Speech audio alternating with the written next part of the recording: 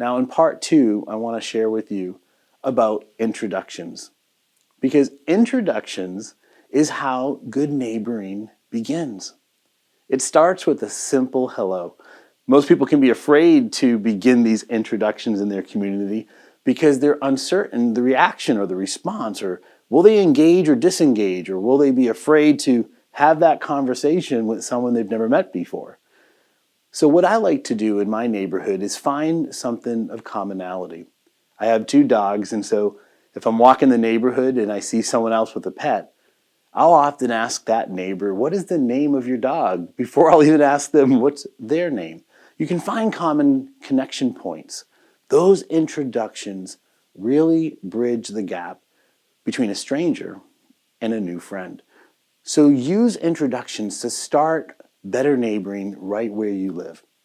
These introductions can begin with a wave, and then you can pause and stop and roll down the window and say hello. You may be on a bike ride, and instead of whisking past someone that's in their front yard, you can stop and ask them, what are you planting? And begin a conversation. Introductions, they change everything. And we can also present the opposite of a good introduction.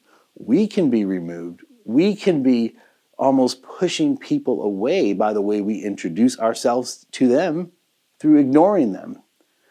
I grew up overseas, I mentioned earlier, and as you would walk a path in the country of Haiti through a village, if you saw someone and ignored them, culturally, that was an insult.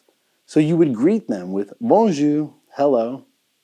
Imagine if where you lived, that was a common cultural practice.